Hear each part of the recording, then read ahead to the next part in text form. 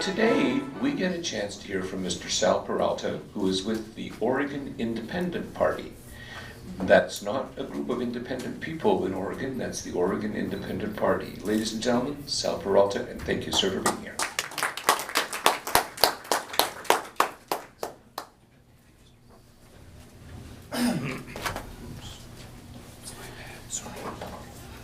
Well, good afternoon. Thanks for coming to hear me speak today. It's my first time speaking to the Washington County Public Affairs Forum. The first thing that I was struck by, being a soccer fan and a fan of the Portland Timbers, who just won the championship yesterday, is how much your logo looks like the Timbers logo. Yours looks like ours. Theirs looks like, yeah, yours is, you have a 50-year head start on it, right? We're both winners. So my name is Sal Peralta. I'm the Secretary of the Independent Party of Oregon. I've been involved in the Independent Party pretty much since it was founded in 2007. The journey to me to join the Independent Party actually started in 2005. I was working on some campaign finance reform ballot measures and decided that year to run for public office. And at the time, I was a registered Democrat, and I was running in Yamhill County, which is a very conservative part of the state. And I knocked on about 8,000 doors during the course of that election. And one of the things that struck me about going and talking to people at their doorstep was how many people made decisions about me and what I stood for based only on the information of what party are you a member of. And I had a lot of my own ideas, things that I wanted to talk to people about, and I felt that the party label was getting in the way of actually having a reasonable conversation, either to the good or to the bad. A lot of people who were registered Democrats, and I was a Democrat back then, they'd see me and they'd say, oh great, you're in Yamhill County and you're a Democrat, we love you and we'll put your sign up and whatever. But it ended up being somewhat unsatisfying to me not to be able to just have a conversation about the issues without a bunch of preconceived ideas being built into it. And around that time, some of my friends, Dan Meek and Linda Williams, who are two attorneys here in Portland, were forming the Independent Party, which I'll talk about. But that essentially was how I got started, was just being invited by these folks at the time they formed the party. I'll tell you a little bit about the current status of the IPO. I can figure out how to use this. There we go. So the Independent Party was recognized as Oregon's third major political party on August 15th of this year by virtue of registering about 109,000 members. That is 5% of the total number of registered voters in the state of Oregon. So that was a pretty big step for us. Previously, we'd been a minor political party, and now to be recognized as a major political party was a big step. The biggest distinction between a major and a minor political party in Oregon is that the state administers and pays for the primary election of the state's major political parties. If you're a minor political party, you're pretty much on your own in terms of conducting elections and how you nominate candidates and that type of thing. The first several years of the Independent Party as a minor political party, the biggest challenge we had was actually how do we elect candidates, how do we engage our members. The party was formed in 2007 in response to legislation that made it harder to run for public office as an independent, and they actually removed the word independent from the ballot as a descriptor for a candidate who filed by petition. And the people who formed the party, myself included, had gone in and testified against the legislation that made that happen. What was going on at that time, as you may recall, in 2000 and 2004, Ralph Nader had run for president and was blamed, particularly by the Democrats, as having thrown the 2000 election to George Bush. And then in 2004, there was a lot of angst about whether he was going to damage the Democratic side's prospects that year. Also around the same time, if you folks remember, State Senator Ben Westland, who went on to become the state treasurer, was contemplating running for governor as an independent. And so the legislature did what they do, which is to make it harder to run for public office as an independent by doubling the number of signatures that you needed, and then removing the word independent from the ballot so that if you do run through this gauntlet and get the signatures that you needed, you're going to be listed on the ballot as non-affiliated rather than as independent. And they did that purposefully because they did polling that showed that someone showing up on a ballot as non-affiliated is viewed by voters as disaffected, loner. It's not a good label to have next to your name if you're running for office. Whereas independent, people interpret it as strong, self-reliant, individualistic, and it has much more positive connotations. So they literally looked at polling to decide whether or not to get rid of the word independent as a descriptor for candidates. We thought that was outrageous. We testified against it at the legislature. We got run over by both the Democrats and the Republicans. If there's one thing you can get bipartisan agreement on from the Democrats and the Republicans, it's locking other people out of the process. That's one thing we've learned. So the first several years we focused on building this party by trying to engage our members and recruit candidates. And what we did was we became the first political party in the state to conduct a primary election at our own expense, and the first political party in the United States to conduct a binding, multi-jurisdiction, statewide election over the internet, which was a real logistical challenge, but it, I think, helped us to build the party. We ended up getting a fairly decent activist base of about 2,000 people who, as a result of doing those elections. And around the same time, we worked to pass a fusion voting law that allowed candidates who accepted more than one nomination to list all of those nominations on the ballot. So what happened was, right at the time when public attitudes towards the two major parties was in a serious decline, a lot of these politicians wanted to be thought of as independent. And so we passed a law that said if you accept more than one party nomination, you can list all of those nominations after your name on the ballot. So in 2008, for example, John Kitzhaber sought and won the independent party nomination. We had about 60 legislators who sought and won the independent party nomination. And we used that as a way to try and build influence in the state capitol, working on different legislation that I'll talk about a little bit later, but that was what we did to try and build power. Our current focus as a major party is trying to build local chapters to support candidates for public office, to support state ballot initiatives on issues where we're not able to move things forward at the legislature, and those issues include things like campaign finance reform. And then we also want to support local public interest policy goals such as school bonds, public safety bonds, and to act as a watchdog on the Oregon legislature and state agencies and local government.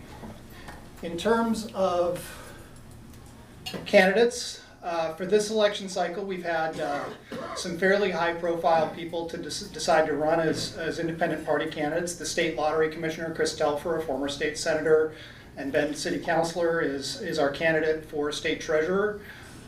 We feel that our polling suggested that she has a pretty good chance to fare very well. She's highly qualified for the position. She's the successful small business owner, and I would encourage those of you who have an interest in supporting people who are a little bit more pragmatic, a little bit more moderate, and not ideologically driven, to consider looking at Chris when you think about what candidates to support for public office. There's currently more than 40 elected independent party members in local offices. That's the most of any party other than the Democrats and the Republicans. And some of those people are getting ready to run for public office, partisan office in this election cycle. Probably one of the higher profile folks is Bill King, who's the mayor of Sandy, Oregon, and he's running for the Clackamas County position, which in that county is a partisan office. Here in Washington County, we have a couple of candidates who are challengers for state legislative seats. Jessica Cousino, an attorney and school choice advocate, is running against Margaret Doherty, and I believe that's in House District 35. And then David Taylor, who is a U.S. Marine who served in Afghanistan and Iraq, is running against Joe Gallegos in House District 30. Also, Rob Harris, who is the president of the Harris Law Firm, is considering running for the state legislature in House District 29. And that really kind of highlights our approach as a party. Traditionally, third parties in this country have failed because they have tried to run for offices that their candidates have really no ability to be successful at. These third parties that run candidates primarily for president, for US Congress, for US Senate, their voices are important in terms of adding something to the conversation, but realistically they're not going to be competitive for those offices. The candidates don't have the means to compete financially, they don't have the organization to compete for these big, expensive, multi-million-dollar statewide offices. Our approach is turning all of that on its head. We would like to recruit candidates for local offices, city council, county commissioner, state legislature, with the idea of electing people at that base level and then building up over time so that we can really make a difference in terms of running for offices that we have a chance to be successful in. And our goal for 2016 is we're hoping to run between 10 and 15 challengers for the Oregon legislature, and we'd like to elect at least 2 or 3 of those people to state legislative office. That's really the goal. So taking a look at our history, the party was formed in 2006 after voters submitted more than 30,000 signatures to form the party. I've already talked a little bit about why the party was formed. In 2008, we nominated candidates by caucus. The first nominees were Ben Westland for state treasurer, Vicki Berger for state representative, and Jeff Merkley for US Senate. In 2009, we had some success at the legislature. We helped repeal the law that made it harder to run for office by an assembly of electors. That's running as what was previously thought of as an independent. And we helped to pass Oregon's fusion voting law, which I've already described.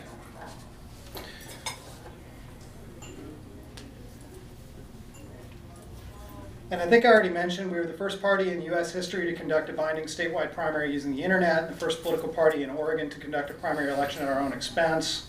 In 2011, we pioneered the use of using the internet to deliver vote-by-mail ballots and became the first minor political party in history to hold a televised candidate debate on national television, which we did in Portland on KATU that year. That was, if you recall, the Suzanne Bonamici, Rob Cornelis special election year after David Wu was forced to resign. We've conducted 3 binding statewide elections and then that one congressional election at our own expense. The party's really interesting in terms of its growth.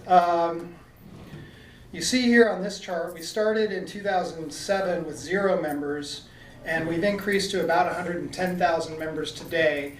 That is really odd for an Oregon-based political party. Here, this chart right here shows a comparison of the independent party to the political parties that were established at the time that we formed the party. And here you see the second largest party is the Libertarian Party, which is currently about 17 or 18,000 members. Civic Greens have about 10 or 11,000. Same thing with the Working Families Party. The Progressive Party and the Constitution Party both have about 3,000 members. It is almost unheard of it is entirely unheard of for a political party to grow the way that ours has during the past decade. And none of it was really driven by massive voter registration efforts on our part. It was driven, we think, by voter dissatisfaction, and I'll talk a little bit about that and what I think is driving the growth. So as I mentioned, the growth is unprecedented for Oregon in a modern era. The main common denominator among our members is frustration with the Democrats and the Republicans. And the question that created for us is how do we build a platform that reflects the will of our members, some of whom didn't know that they were members. They thought maybe honestly that they were registering as not affiliated. And so what we did is we, rather than having a top-down model for establishing the party's positions on various issues, we decided that the best way to do it was bottom-up. So in conjunction with the elections that we held, we did a 3-part survey every 2 years, asking people first to identify the general categories of things that they wanted us to focus on. And then we picked the top performing of those categories and then narrowed it down over the course of the next 2 surveys, all the way to the level of specific legislation that was under consideration at the Oregon legislature. And then we gave them the tools, to engage with legislators on that legislation. So we identify what their priorities are, and then we give them the tools to lobby the legislature on the issues that they care about. And that's also somewhat unique for a political party.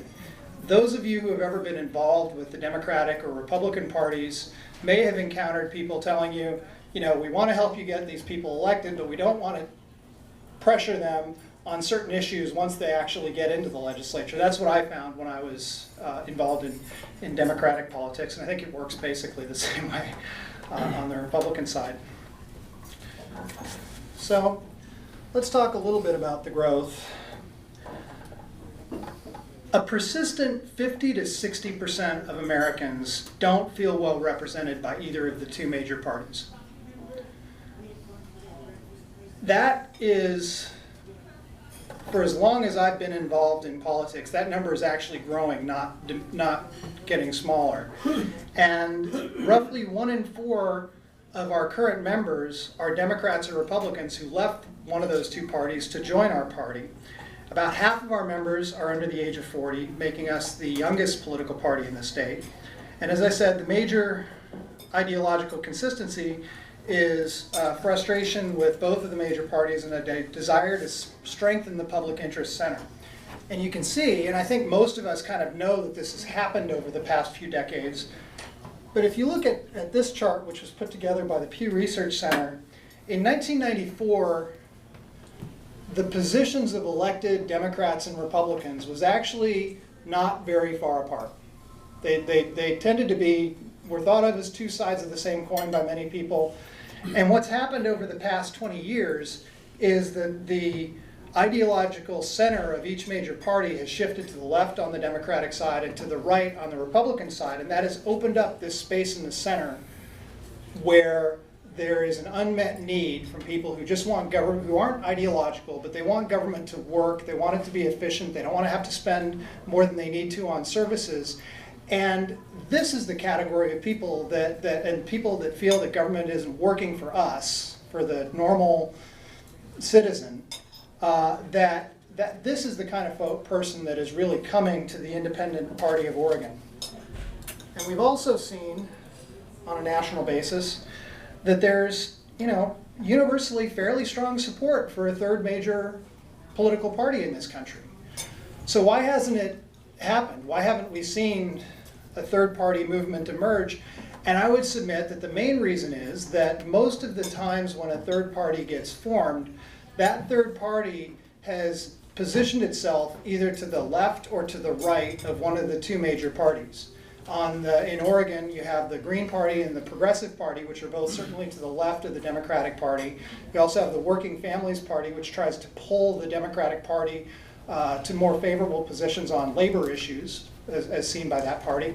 On the conservative side, we have the Constitution Party, which is strict constitutionalist, constructionist, strongly pro-life. And they exist to pull the Republican Party to the right. The Libertarians have their own, philosophy of limited government, and they pull the D's and the R's in a certain direction. We've never had a party that has positioned itself as a moderate centrist alternative to the two major parties, or at least we haven't since the Bull Moose Party in 1920s. And that wasn't an attempt at. I can speak loud. Conspiracy. That's okay, you'll get go for it. And reboot it. Give me 10 seconds to kill the back PA speaker.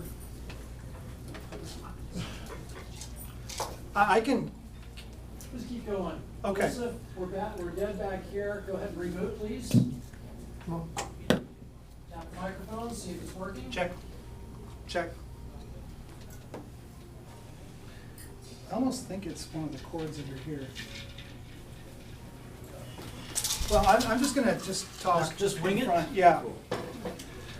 So there's never been a party that's tried to position itself between the other two, but the historical times that we live in are such that now there's this space that's opened up and this sense of frustration that government isn't working for us. So we did a poll this summer on some of those questions, and what we found out is that 10% of Oregon voters, check. You're back. Okay. Should be good. Hello? Okay. We're gonna not call that a conspiracy trying to. We're here to shut you up.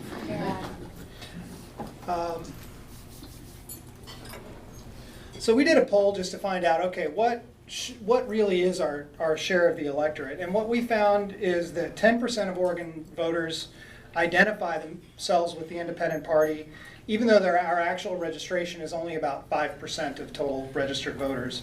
1 in 5 voters that we spoke to said they'd consider joining the Independent Party of Oregon.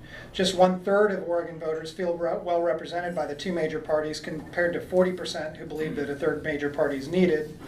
80% of the people we surveyed would consider voting for independent party candidates or joining the IPO. That's an interesting statistic, because we asked the same question about Democrats and Republicans, and only about fewer than 60% of voters would consider voting for a D or an R, meaning that you have some Republicans that will never vote Democratic and vice versa, but they might consider voting for an independent party candidate, and we're hopeful that that'll happen. And then fewer than half of Oregon voters surveyed hold a favorable impression of either the Democratic or Republican parties. I think I jumped ahead and did most of this slide, but I'll just kind of cover it again. We're the only political party in the state that allow all of our members to vote on the party's platform. We're the only political party in the state to allow people from other political parties to seek our party's nomination. The platform and policy goals are determined by member preference surveys, which I've talked about. And the candidate selection process is determined entirely by voters in that member's district, as opposed to the Democrats and Republicans who might have precinct committee people that vote for different party offices. Talking a little bit about our party's platform, we had more than 1,700 members participate in forming our platform for 2015. I'll just read it to you. The Independent Party of Oregon favors reducing special interest influence over our government processes, increasing transparency in government, particularly with how our tax dollars are spent and how the public's business is conducted in Salem, protecting Oregon consumers, particularly with respect to banks, insurance companies, and private utilities, providing incentives for small businesses to thrive and for larger businesses to expand in Oregon in a way that returns more public benefit than it costs. And for 2015-2016, we've identified 6 major policy goals.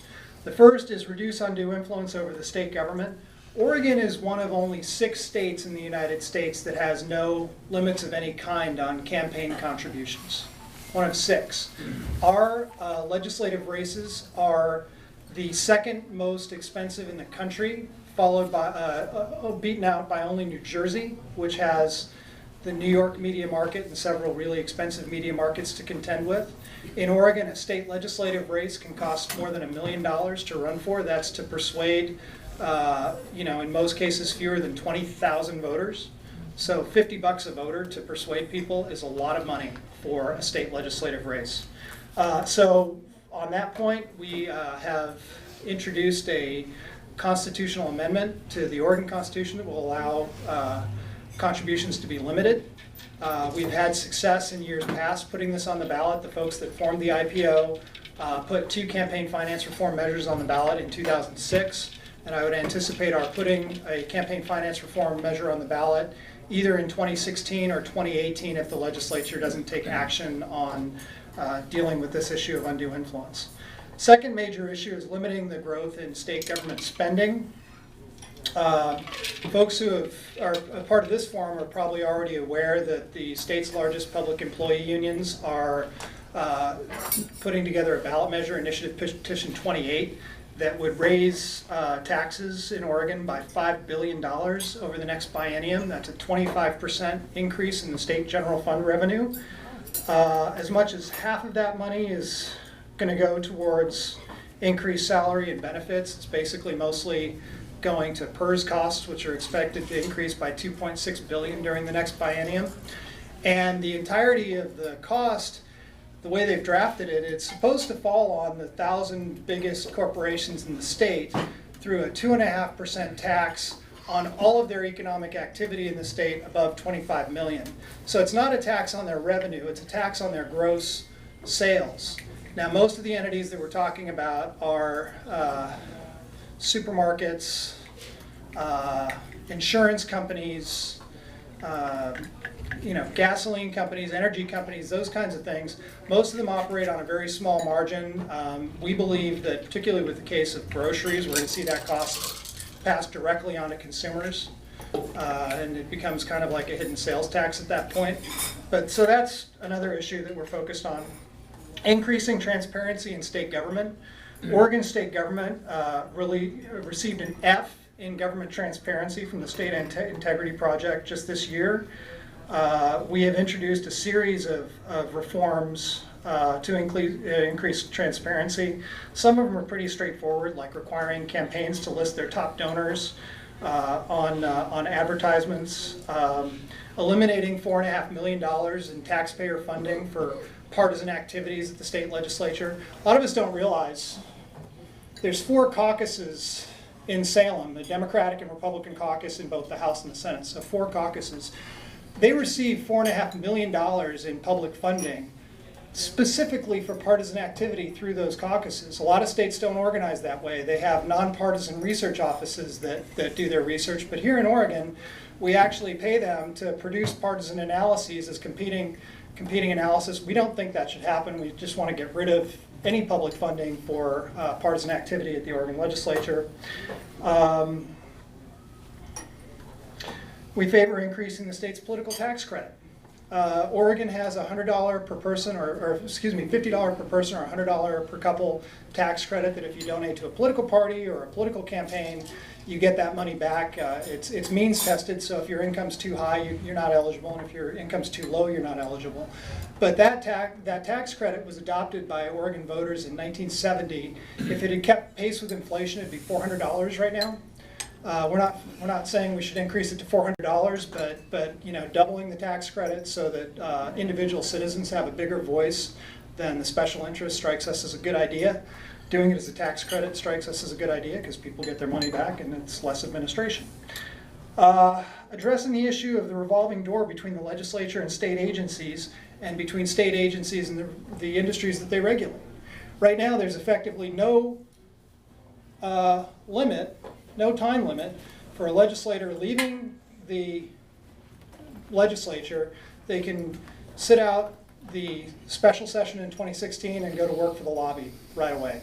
People who are in state government negotiating contracts on behalf of the state can just move through a revolving door and go straight into a private industry that they regulate. For example, the Deputy Secretary of State of Oregon from 1 or 2 Secretary of States ago negotiated a multi-million-dollar contract with Sabre Systems, which implemented the ORSTAR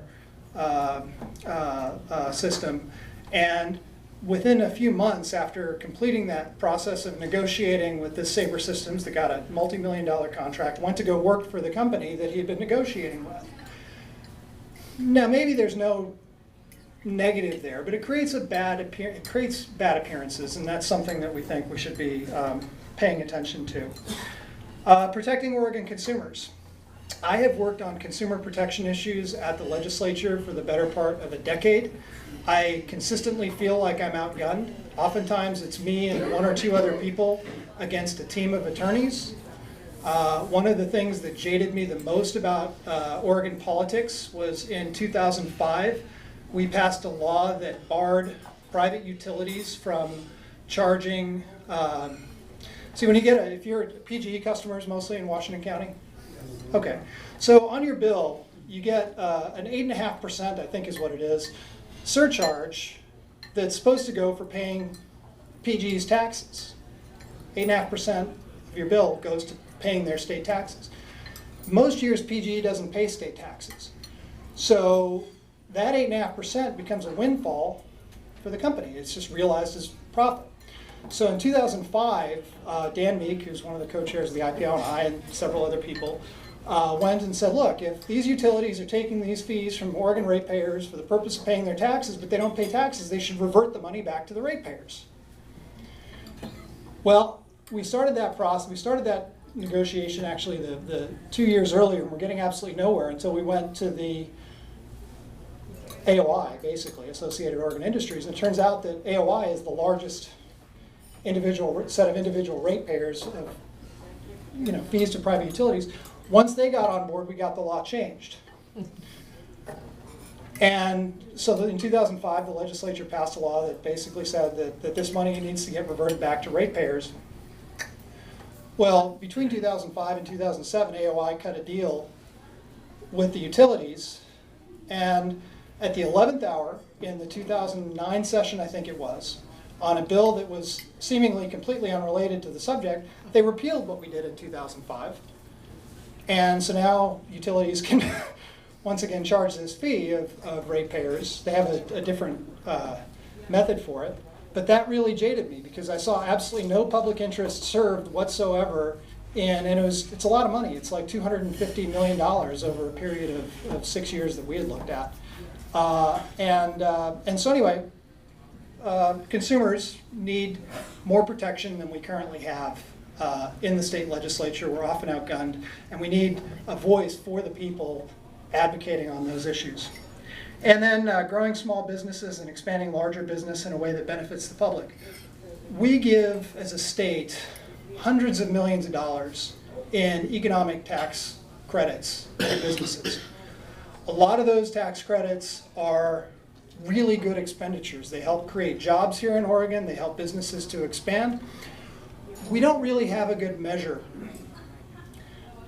for when companies are meeting their obligations, for what the actual public return is on this tax money that's been invested, and oftentimes this results in serious cost overruns that really don't serve the public interest. For example, the business energy tax credit was designed to be, I'm going to get the numbers wrong, so I'll just make them up, but like $50–60 million tax credit that ended up being hundreds of millions of dollars. They didn't anticipate it. It actually put a significant pinch on the state budget. So we need better data on how effective these tax credits are in terms of generating new jobs, and whether the companies are meeting their obligations, and whether there are cost overruns. And we certainly don't want the case as we had with the business energy tax credit of agencies going out of their way helping businesses to circumvent what the law and reporting requirements are, which we've had, if you followed the Oregonian, happen in the last couple of years. So that's it from a policy standpoint. But I'd like to say that one of the biggest benefits to having an independent party, to having a third political party, is really that it's just about giving voters more choices.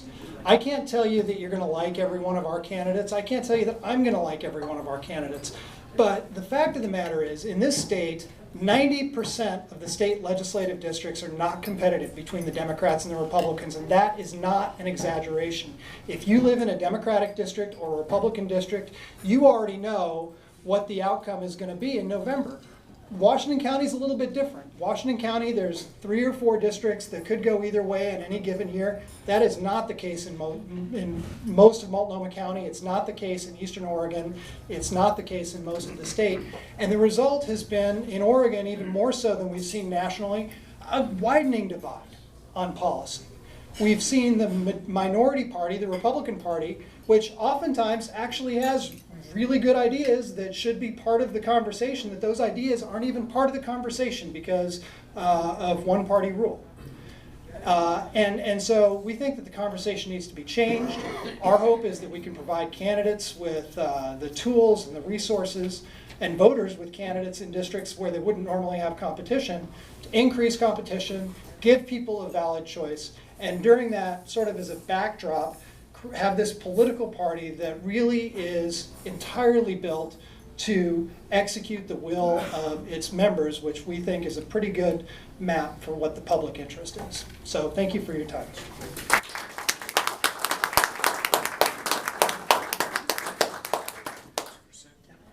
Okay, ladies and gentlemen, as a quick reminder, if you need to take out your membership, because remember, only members get to ask questions, that there's somebody here, an executive director, who will take your money real quick. Ladies and gentlemen, people, feel free to line up, those of you that are members. Ask questions, and just before we start, let me please, I hope that the independent party manages to stay out of the middle. I'm haunted by that old line that he who walked down middle of road get hit from both sides. That's just a comment while people are lining up. Once again, thank you, Mr. Peralta, and here we are for questions. Before I take a question, can I just respond to that point? Because I think it's an important point to respond to. There's a perception that the center is sort of this mushy, triangulated thing that kind of is not really quite Democrat, not really quite Republican. I actually think the center of American politics has a lot of value and a lot of things where there's, for me, it's the points of common ground. Like on campaign finance reform, 80% of Oregon voters believe that we should have limits on campaign spending. 80%. 80% of Republicans, 80% of Democrats, 80% of independents, more or less, within 5 points either way. It's about, why isn't that getting done at the legislature? I mean, if we all agree on it, if most of us agree on it, why can't we get that done? So that to me is the idea of a centrist idea, meaning it has broad popular support, but there's very limited support for it in the actual halls of power. So, thank you. Sorry, sir. Well, my name is Bill Kroger. I'm a board member. Thanks for coming in today. You did a good job representing your party. You said you had a platform. I was just curious if you guys had addressed immigration, gun control, and the state PERS program that's causing a lot of problems. Right. That's a great question. So regarding the PERS issue and the government spending issue, that's something where we are, I think, probably more closely attuned to that issue than either the D's or the R's. On issues like gay marriage, gun control, really hot button issues, we have felt that there is too much attention. And not everybody's going to agree with me on this, probably most of you won't, but we feel that the Democrats and the Republicans already do a great job of debating the issue, these hot button social issues, because that's what they focus 90% of the public's attention on. And yet it's 5%, it's 10% of the policy. We wanted to create a party that focused on the points of agreement rather than the points of division. We have political parties now that focus on the things that they disagree on. We wanted to try and find the common ground, and there's not a lot of common ground on gun rights, on some of the other social issues. So we've stayed out, for the most part, of taking on those issues. But anything that relates to the nuts and bolts mechanics of government is what the party itself focuses on. Now, that's not to say that an individual candidate isn't going to have a really strong position on immigration or on guns. And we encourage our candidates to have their own very strong articulated positions on those, because voters are going to ask about them. But as a party, we want to focus on other matters. Hi, Phil Nelson, board member. Very good presentation. I wanted to ask you about something concerning which Oregon is, I understand, unique in the United States, and that's the kicker.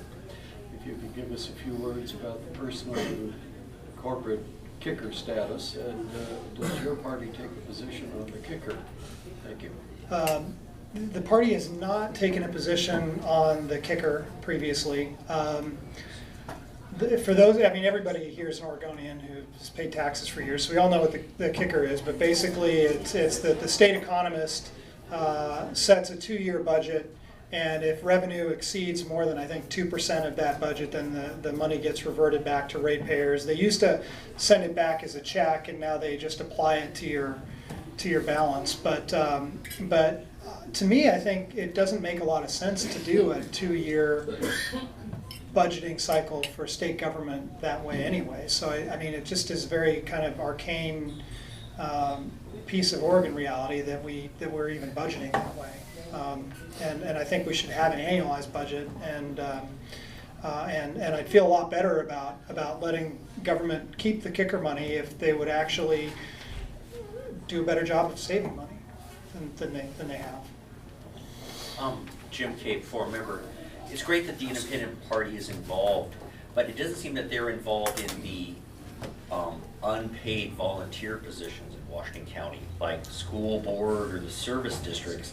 They seem to be only focused on the high-profile paid city council or legislative positions where they get lots of publicity. It seems kind of cheesy that they don't put in the effort beforehand to volunteer and serve in the community before running for paid political positions.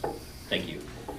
Well, on that point, I mean, I would say that I strongly disagree. Our candidates, for example, I mentioned Chris Telfer. Chris Telfer was on the Bend Budget Committee for decades. She's an unpaid city councilor in Bend for decades, a state senator, very long profile of public involvement. And I would say that any candidate that we run I would recommend that they start at the level of unpaid board and local offices and try and work their way up. Now, by the time they've gotten to me, they already know I want to run for some higher office. And what I typically encourage people to do is to shoot down the line. By that I mean I get someone who calls me and wants to run for governor, which happens. And I talk to them and I learn a little bit about them and I realize this person has absolutely no capacity to successfully run for governor. And then I say, but have you thought about running for city council? Have you thought about serving on a school district board? Now, going from governor to school district is, for these people, a lot of times their ego doesn't let them take that, but that really is a smarter path for them. And so where I try, and I think we actually do a better job than really any other party of encouraging people to start with lower offices and work their way up. I mean, if you look at the other minor parties around the state, like the Greens, they first try and fill their statewide candidates, then their congressional candidates, and they don't really worry about the lower offices. Our operation is exactly the opposite. We start at the local level and are trying to build our way up because we see this as a 20-year, 30, 40-year project.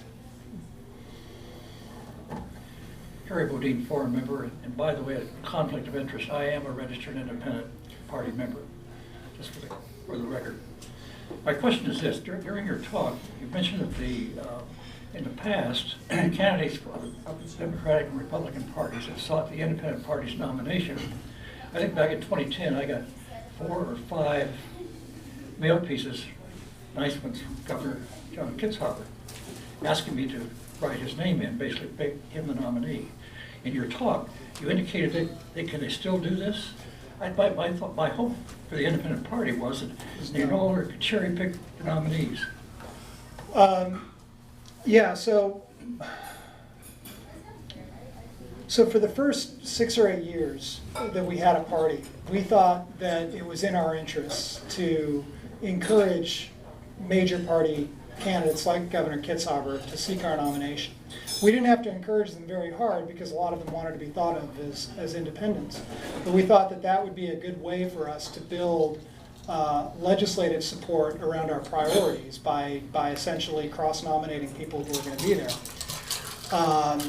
What we have learned since then is that what the system needs really now is more competition. We need more people running for office rather than fewer, and the legislature has gotten very good at tailoring legislation to reduce competition. And so we are trying to get as many people as we can to run as independent party candidates rather than doing cross-nominating, and we're trying to discourage Democrats and Republicans from trying to essentially poach our nomination by getting written in on the primary ballot. So what my job is right now is reaching out to people all around the state, trying to get independent party members to run for office. And then simultaneously, we're filing a legal challenge in state court taking issue with the state's 180-day membership requirement. Our position is that both independent party members and non-affiliate candidates who aren't affiliated with any party should be allowed to seek our party's nomination because, again, what we're trying to focus on is increased competition. Just this Oregon law regulating major parties restrict Democrats from running the Republican primary. It does not. So the way Oregon law, to your point, Oregon has a 180-day requirement to appear on the primary ballot of a major party. You have to be a member of that party for 180 days. But because anybody can be written in, it's the write-ins. And so what happens is, like for example, this current legislature that was elected in 2014, they had 75 races on a statewide basis total, 15 in the Senate and 60 in the House. Out of that 75 races, 30 of the 75, the Republican nominee and the Democratic nominee was the same person because they won the write-in. And so there was not even an opportunity for competition on the ballot in November in those 30 districts. And then in the next 30 districts, 20-something, there was no challenger. So even though the incumbent only had the Republican or Democratic nomination, there was no challenger. And then it was only in about 20 to 25 districts where there was actually even a contested race. You see, so that's right off the top, 2/3 of the races, there's not even a chance for competition. And then of the remaining, 20 or so, really only about eight or 10 of them were seriously competitive because the districts are pretty well gerrymandered. And in fact, in this election cycle, we have 5 announced candidates. All of them are challengers because we don't have any elected people for the state legislature right now. So 5 candidates that have announced. We're going to have about 15 or 20. Democrats have 0 announced challengers for any Republican seat as of today. And the Republicans, I think, have 3 announced challengers for Democratic seats. So it's really hard to even get people to consider running against an established incumbent, but we're doing what we can. Hello, Sal. Thanks for coming and bringing forth another choice for Oregon voters. So I think that's really great. So I'm kind of interested in your views on Governor Brown's Motor Voter Act, in which we're going to have 300,000 people or so registered who haven't been registered before, and they do that through their driver's licenses. But most of them will be non-affiliated because unless they actually pick a party. So non-affiliated. Do you have a way of that you're going to reach out to them to get more of those non-affiliated people to decide they want to be independents? Yeah, absolutely. So thanks for your comments on that. Thank you. Yeah. So the question was about the motor voter laws. Anybody not familiar with what this new law is? I'm going to explain it anyway. Basically, the legislature in the last session passed a law that says that anybody who goes to the Oregon Department of Motor Vehicles is going to be registered, if they provided their citizenship information, they're going to be registered as a non-affiliated voter. And then about a month later, they're going to get a card from the state inviting them to join a political party or to opt out of registering.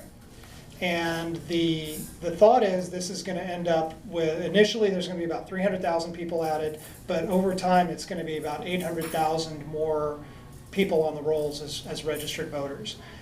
There are some good things about the policy. I think making it easier for people to vote is a good thing. I mean, it's already pretty easy, but I think it's a good thing to make it easy to vote. There's a lot of times when people, especially young college kids, they've moved, they might not get the ballot at their address, or they might not have done what they needed to. And I think the Secretary of State, when they went and made their case for this at the legislature, said that there were about 30,000 people in 2014 who wanted to vote but couldn't in Oregon because they didn't register by the time we had the deadline. So this addresses that problem. It creates a problem for us in the sense that, as I mentioned at the start of the conversation, we are a major party by virtue of registering 5% of the total number of registered voters in the state. And as I showed you, it's really rare for any party to grow to that level. So by adding this 800,000 new voters, it means that we need to register an additional 40,000 members perhaps as early as 2017. Otherwise, we're going to lose that major party status in time for the 2018 election. For me, that would be a very damaging thing because it would mean that the state wouldn't be administering our party's primary, which I think there's a strong public interest in having the state administer the primary of all the larger parties.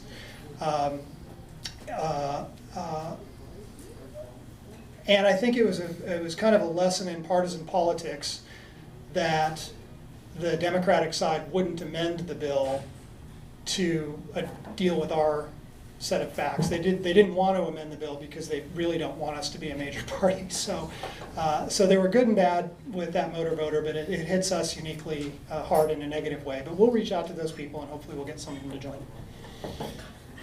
This is a minor question. Chris Leslie, former member. The income level of people on getting a tax break for their political contributions. You said if they make too much. What is too much? So in $100,000. Yeah, in 2015, I think, or 2014, they passed a law that added means testing. So at $100,000, and I don't know if that's per household, it's individual. So 100,000 and up, you don't get the tax credit. 100,000 below, you do, if you pay Oregon taxes. So there's, if you don't earn enough to pay Oregon taxes, you're not eligible. And if you earn too much, 100,000 or above, you're not eligible, then everybody else gets it. Discriminatory. I think there might be a legal challenge based on that from John DiLorenzo. Virginia Bruce, forum member.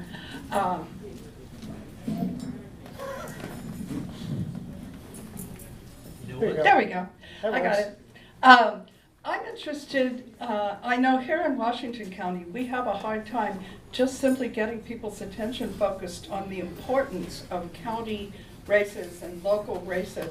There's so much media attention paid to those hot button issues, as you mentioned. What tactics are you folks using to reach out to people to get their attention? Are you doing social media? What else are you doing? Yeah, so the main ways that we reach out to people are through social media, direct mail, and then the email list that we've generated from people participating in our elections in years past. We're doing a lot of outreach to our members right now via direct mail, trying to find people to run for public office in some of these districts that don't have a lot of competition. That is really a challenge for us because direct mail is so expensive, and this is really the first year where we've had even the resources to hire one paid staffer. This is actually just worth putting out there into the public. So when you look at the three major political parties in Oregon, the Democratic Party, the Republican Party, and us, if you want to get an idea of the power differential that exists, in the 2014 election cycle, just that one election cycle, the Democratic Party of Oregon, and that doesn't include the House Democratic Caucus, which has its own PAC, the Senate Democrats, Senate Republicans, etc., just the party apparatus itself, no candidates or anything else. Democrats spent $1.7 million as a party. Republicans spent $50,000 as a party, and we spent about $40,000 as a party.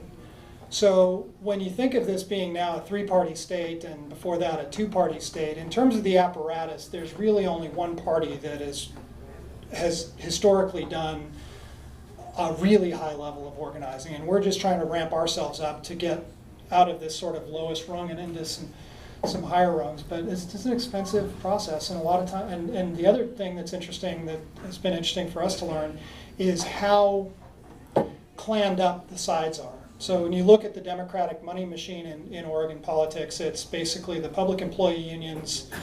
OEA is the #1 donor, Service Employees Union is #2, AFSCME is #3, and then they have kind of a range of folks after that. On the Republican side, they really don't have anybody in that same level. And then once you get past those big three on the Democratic side, the lobby gives about 60% to Democrats and 40% to Republicans, but that switches depending on who's in control. And then after that, on the Republican side, it's the timber folks, and then Oregon Right to Life, and the gun folks. And I mean, it's the disparity is really remarkable.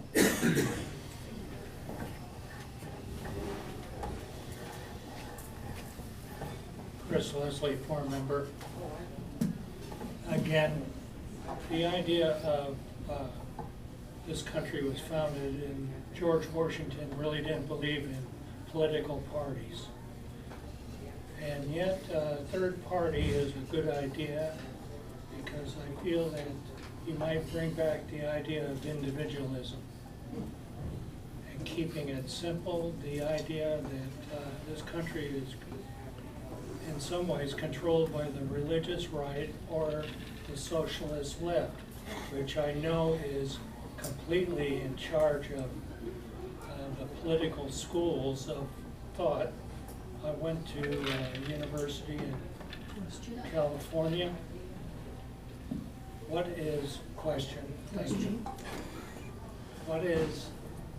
your position on the extremes from the to the right and to the left?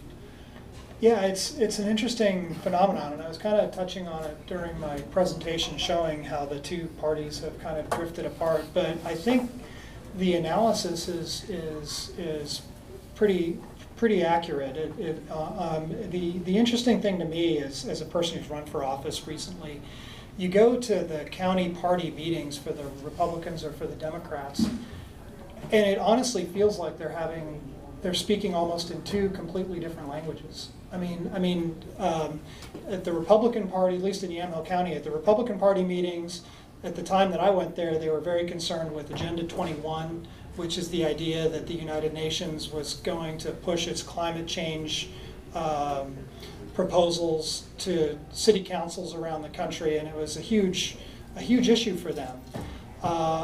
If you go to a Democratic meeting, not one person knows what Agenda 21 is. They haven't even heard about it.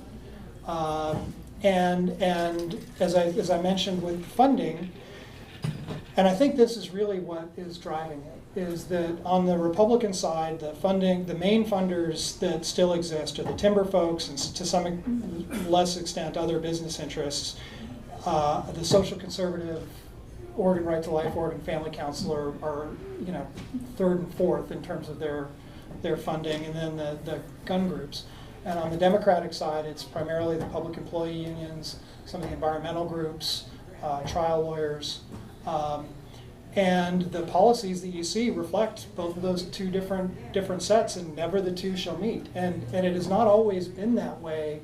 I got my start in Colorado politics in 1990, and back then, you could definitely know who your most conservative members are and who your most liberal members are of the legislature, but most of the legislature was that 60% in the middle that really didn't cater to either the far right or the far left. And I think that's really changed, and I think that's why voters are coming to this independent party. And it's interesting, after we formed our party, an independent party along the same lines was formed in Hawaii. Another one's been formed in Massachusetts. One's been formed in Florida. Organized along the same set of principles. None of them have any money, and they're all just registering tons of voters. And I think it's because people know there's something broken with our political system, and voters are losing faith in the ability of the two major parties to actually fix it. And whether we're able to or not, I don't know, but that's what the impetus has been to have folks coming to us. Thank you, Seth. Thank you. Thank you very much. Put some applause. Ladies and gentlemen, please, thank you. You started to applaud before I can say anything, so let me say thank you, Mr. Peralta. Also, for just one quick moment, I meant no disrespect about my crack about being in the middle. I think the middle is a great place to be, but I frankly do think it's dangerous. Speaking of danger, next week, sorry, there's a character out there, John Oliver, used to be Mr. Danger, but anyway, for us, we don't have John Oliver next week, but we have two Metro councilors, Councillor Dirksen and Councillor Harrington. One of the questions I hope they will address is the relationship between Metro and all the other levels of government that come across Metro. So that's same time, same station, 1 week from today. A quick thank you to the couple of folks that joined me on Saturday walking around the community putting foreign PR on doorknobs. Thank you for those guys that showed up. And thank you for not having it so terribly cold for a change when doing that. Folks, 1 week from today, same time, same station, Metro Councilors, we'll see you then. Thank you.